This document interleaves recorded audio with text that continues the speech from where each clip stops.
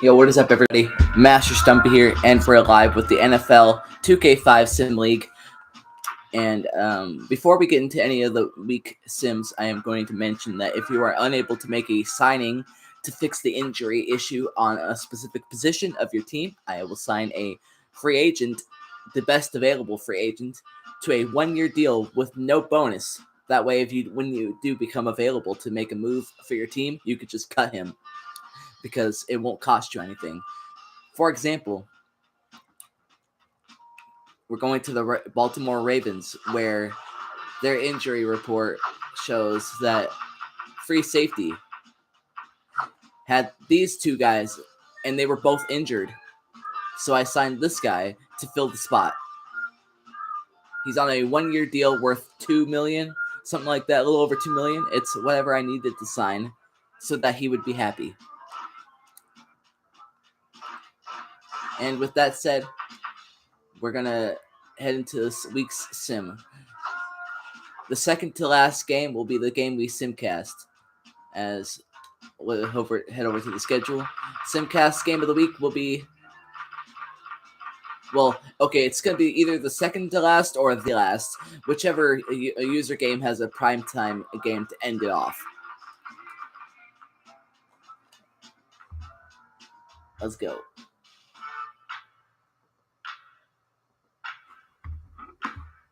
Hold up. All right.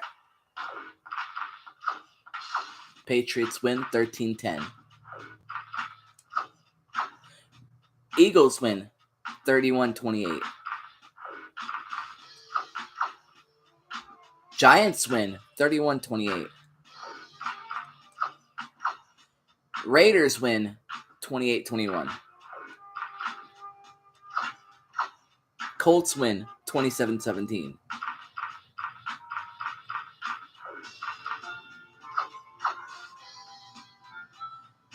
Falcons win 33-21. Jets win 27-16. Really? All the away teams are winning today. What the hell?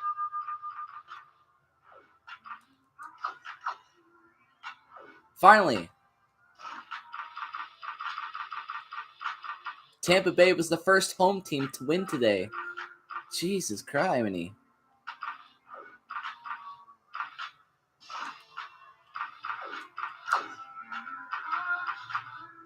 We're going to jump in.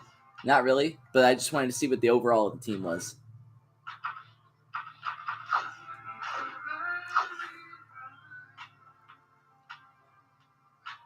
Fourth and 4. Punt for the Chiefs. First and 10. Second and 10. First, second. First, second. Second. Touchdown, Baltimore. Looks like nice big passing play. Missed the PAT for some reason. Unless they went for 2 and failed. I probably missed PAT. First and 10. Chiefs are driving. Touchdown, Chiefs. Unlike the Ravens, their extra point is good for the Chiefs.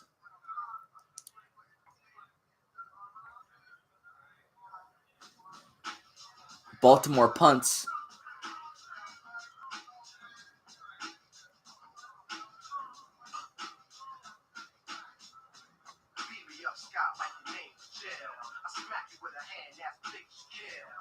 Field goal is good for the Chiefs, 10-6.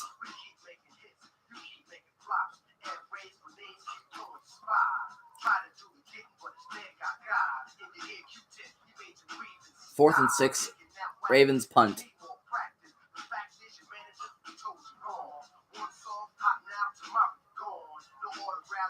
No defense in sight for the Ravens.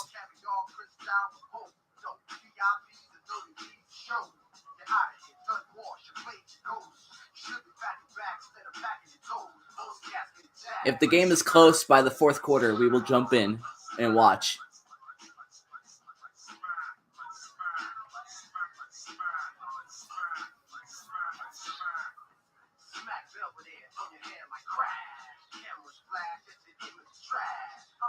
There's the Baltimore offense.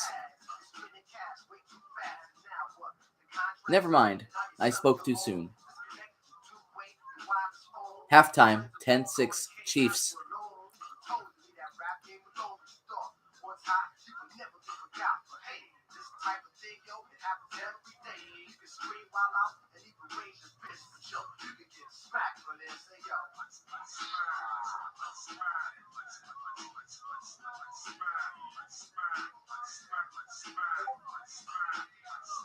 God dang it. Fumble Chiefs, but it looks like they picked it up. Yep, no defense for the Ravens.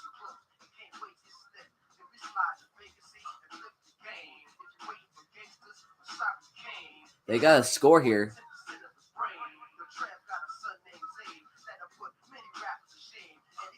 Nope.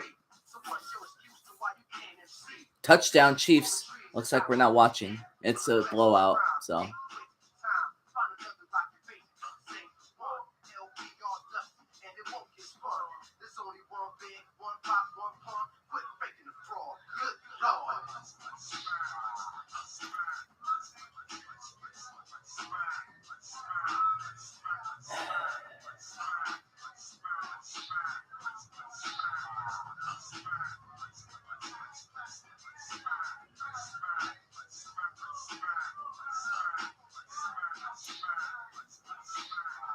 Second and 2, first and 10.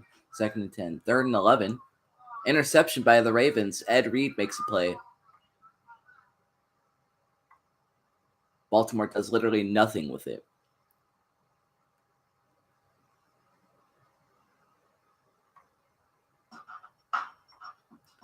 Touchdown Ravens.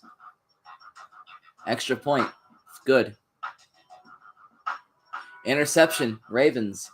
Do we have a comeback? All right, we're checking out the 2-minute warning. Hey,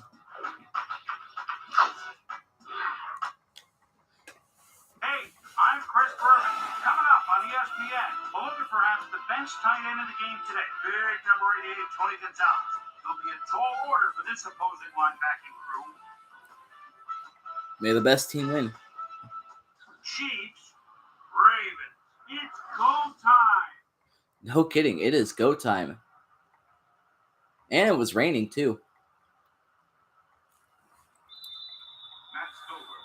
They're setting up for the onside kick. Stover bounces it up. Thomas gathers it up at the 42. Who recovered? Thomas pounces on that onside kick like a tiger pouncing on its prey. The Ravens. Very quick reflexes, Peter. And you need those. The Ravens recover. The gamble to try the onside kicks paid off big for them. They regained possession. Incredible job recovering the kick, Dan. You can't coach them. The Ravens offense takes the field with time winding down. They'll start at the 42-yard line. Taylor cruises out to the left side and chews up about 4 on the play. Alistair was shaken up earlier, and I hear Susie Culver has a report. Yeah, he was already injured. I don't know why they're doing that. I got in touch with the team doctor. Apparently, he's broken his foot. Guys, back to you. As always, we'll hope for the best up here in the booth. Thank you, Susie.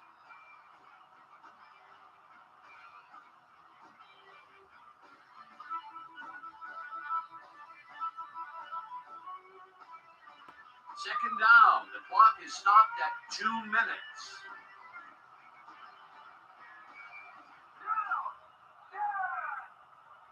Ricard goes in motion. Taylor gets the call again, and he's stopped. The clock continues to run.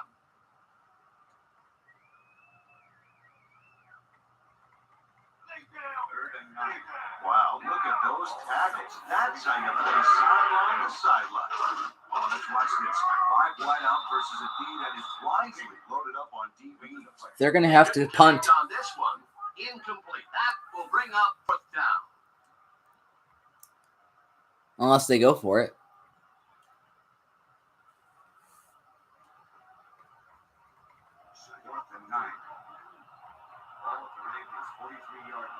They're going for it. Not the smartest decision right here, especially when you have all your timeouts. Waller throws a bullet here, and it falls incomplete. They will turn the ball over on down. What were you thinking? William Barty gets a hand on this one. Right there. That's how you play D. They needed to convert there to try and get into field goal range, but they could not do it. Could be a key play there, Dan. They were a kick away from tying it and just couldn't pick up the yardage. The Chiefs haven't got much out of their offense recently, and we'll see if they can get back on track here. This drive begins. The Ravens take their first timeout. Timeout called. They got to have 2 more of those. 3 if the Chiefs go for it to end it, but Look at the numbers generated on the ground. That is impressive. Morton goes in motion.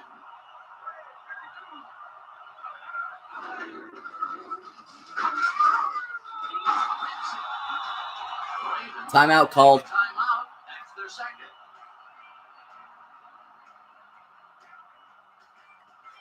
Third down. 12 yards to go.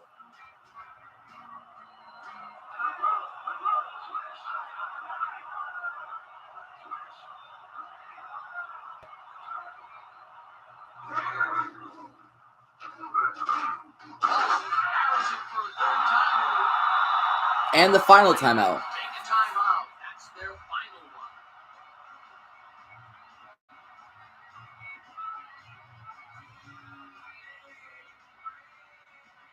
Baker lines up to punt after the 3 and out.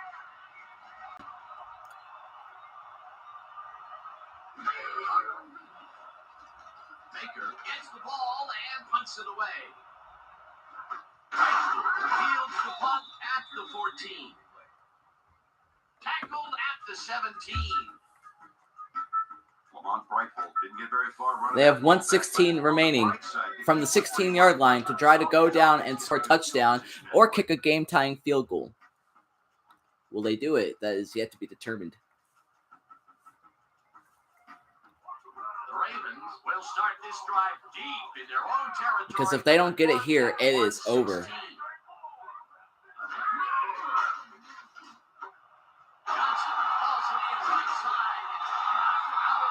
He gets out of bounds after a gain of 7. Stops the clock. That's a very good play. Putting on quite the display out there, Dan. He's finding his receivers and getting into a rhythm out there, both with the long and the short ball. He's racked up 219 yards and 2. I like one of the best things about this game is the off the field pictures that they show, all that good stuff, injuries.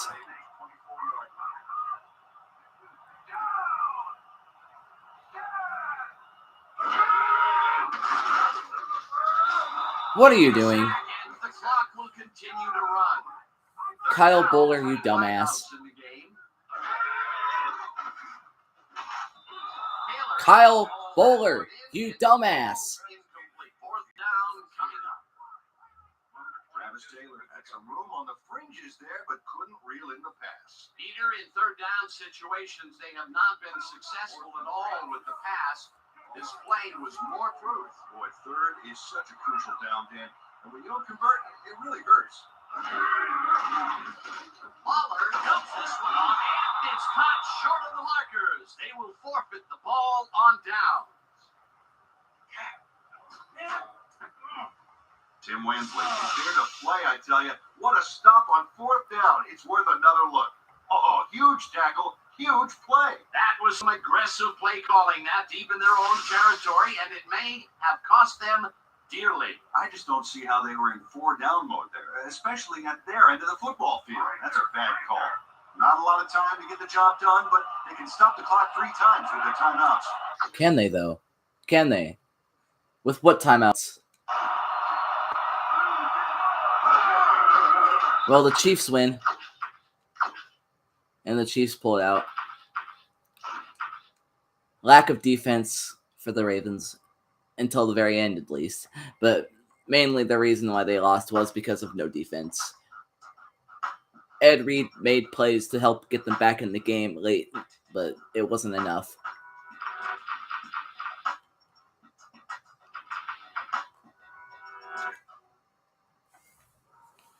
Here's the weekly Sports Center show. This is Sports Center. Hey, I'm Chris Berman. Got a lot of games to cover. Let's get at it. In our first game this week, we had the Raiders come away with a 7-point win. In a long-standing AFC rivalry, we had the Jets pick up their third win of the season. We had an interesting free agency pickup of note here. Trey's got the lowdown for us. Trey? All right, Chris. Let's switch gears and talk about players that'll have new homes in the National Football League, as free agency continues to play such a huge role in determining a team's makeup.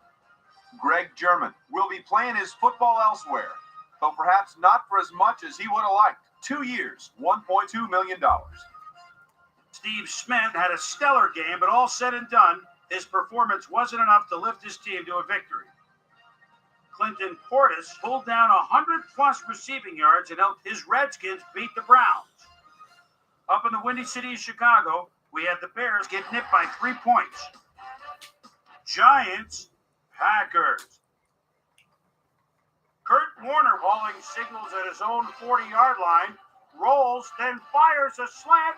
Look at him go! He could go all the way. 60 yards, score! The Giants win this one by the final score of 31-28. Down at Alltel Stadium, we had the Jaguars fall by 10 points.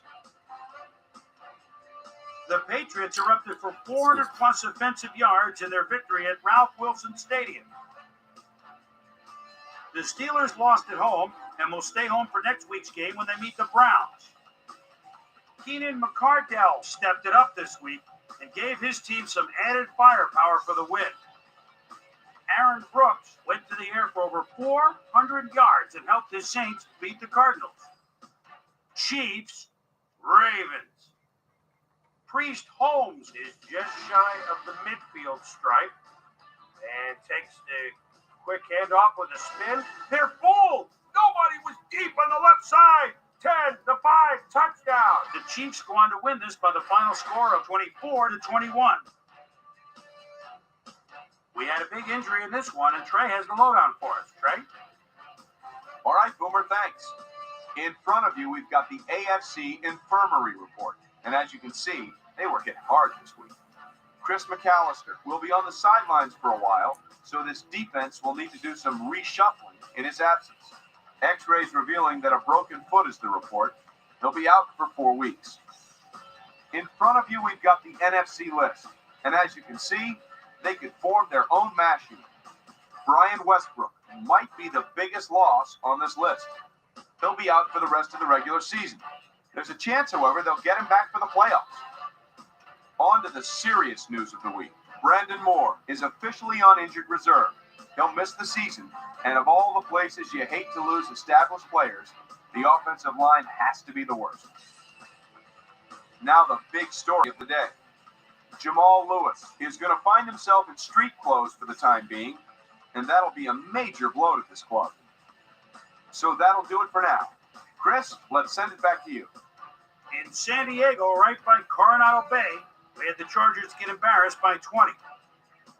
And in our final game, we had the 49ers come away victorious. So that'll just about do it. But before we go, I'm going to toss out a few game balls to my prime-time players. Each and every one of these men had a week to remember. That'll do it, sports fans. I'm Chris Berman, and thanks so much for joining us here in the Bristol studios. We'll see you next week right here on ESPN, the worldwide leader in sports. Yo, what up, Tiger Flan? Welcome in. Just finished up the week sim. I saw a little bit of gameplay earlier. If you want to check that out in the rewind, it was the Chiefs versus Ravens game, but that game didn't go so well. You've been thinking about something. Well, if any sentence starts out with "I've been thinking," it's usually never a good thing. I'm just kidding.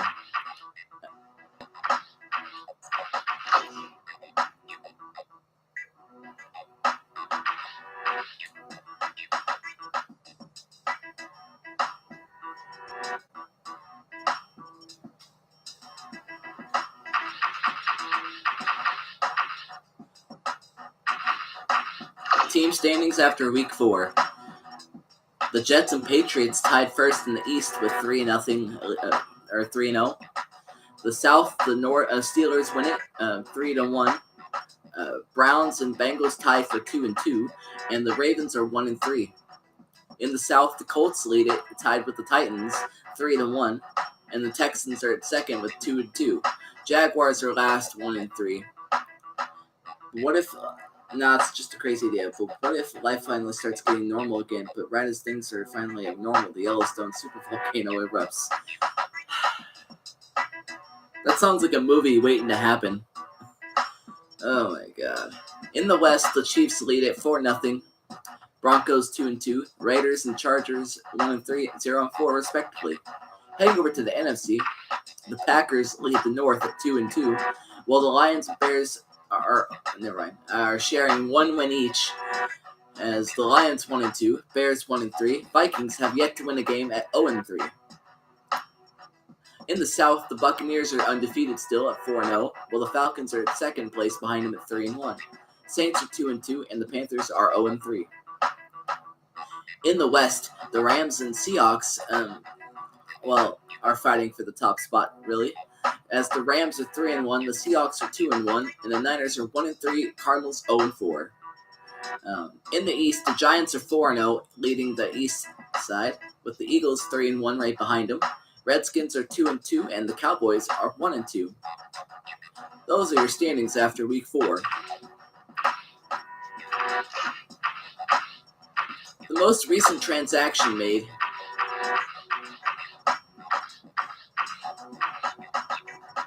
Just imagine if, though, you hear rumors of a possible eruption, then a few days later you hear your emergency alert system sounding, your phone's alerts going off, and outside you hear loud sirens. What's your next move? I don't know.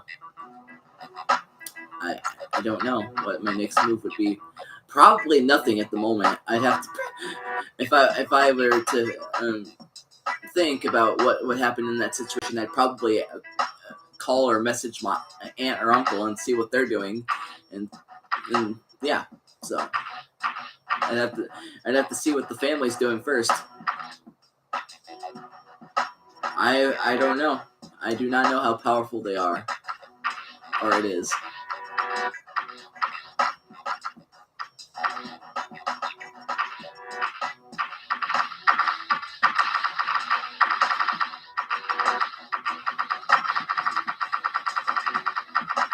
I don't think I've actually looked at Yellowstone before. I probably have. It's just I don't know.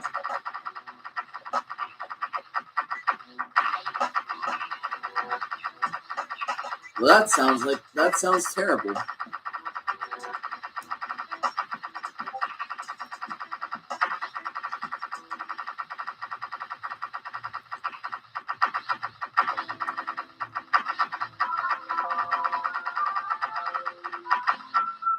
There we go. We're finally at the end.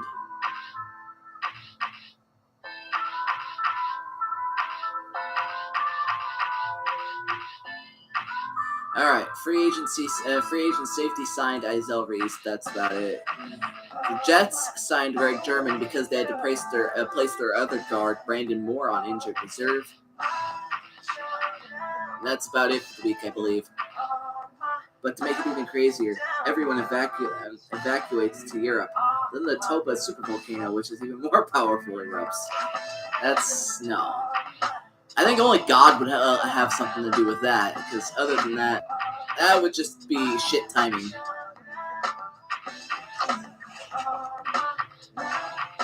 Heading into the next week, we'll have some notable matchups for Week 5.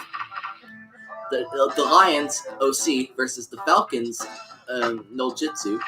We have Wesley Garber, the Vikings, versus RTG, the Houston Texans. The Dolphins, Rays fan, versus the Patriots, Jacob Badger.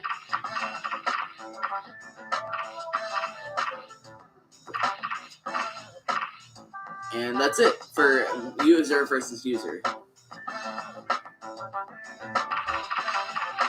I'm sure it is. Oh my god. I think the matchup we're going to watch for the week is going to be Week 1, we're going to watch a Week 5 game, and it's going to be the first game, not Week 1. I don't know why I said that.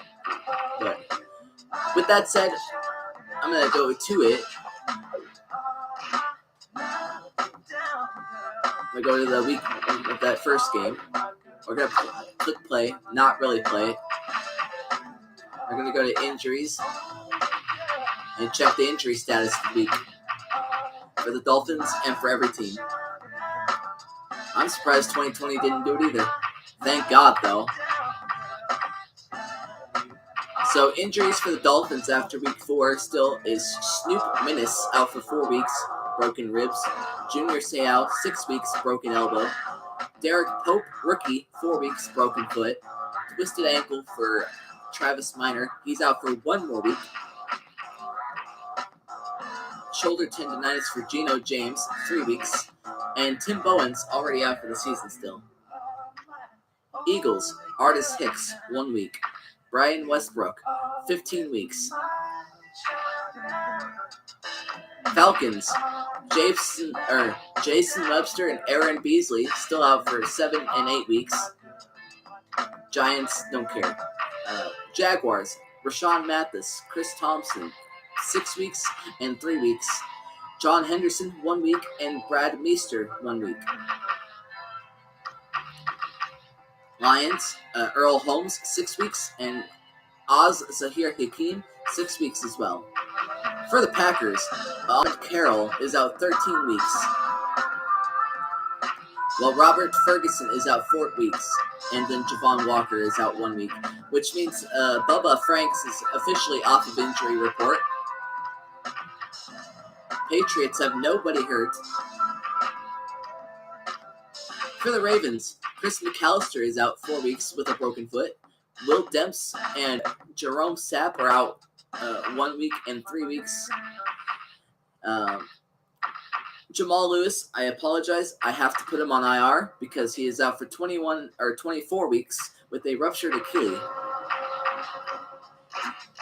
which I have to go to that team specifically to do so.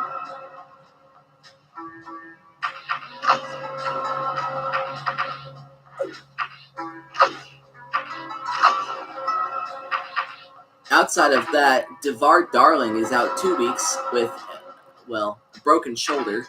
Musa Smith is out for 1 more week, and that's it. For the Seahawks, nobody is injured for Seattle. For the Texans, they have gotten hit with the injury bug recently. Dugans, I have already put on IR, I believe.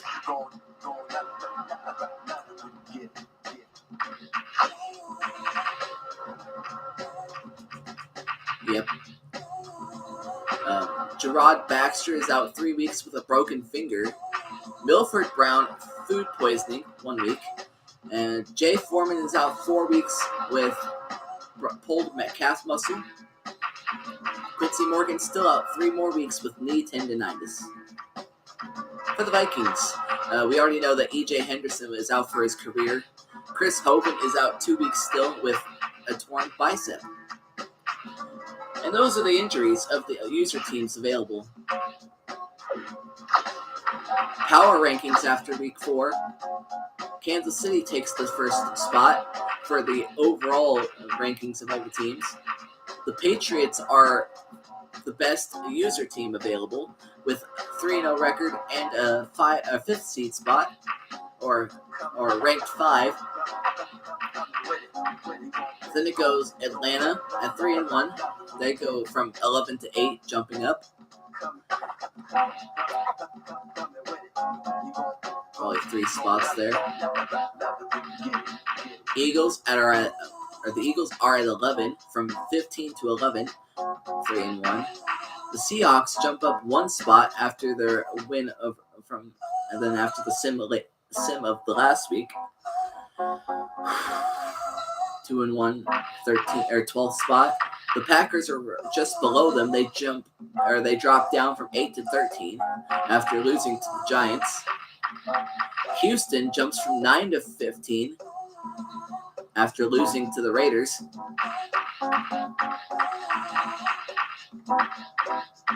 The Lions go from 20-22 after losing to the Eagles. Jacksonville from 18-23, losing to the Colts. Baltimore jumps nowhere. They stay at 24 after losing to the Chiefs. And the Vikings are 0-3. They jump up even though losing to the Bears. And the Dolphins are at 31. After they lost to the Jets, they dropped down 3 spots. And the worst team in the NFL, the Arizona Cardinals, are at 32, losing to the Saints.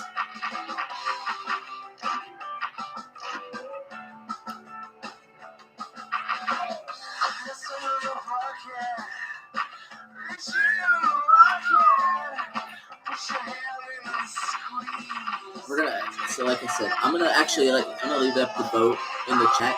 Who's gonna watch what game we're gonna watch in the Discord chat? I mean, Lions versus Falcons or Vikings versus Texans. And with that said, I'm gonna end the stream. Thank you guys for watching, and peace out.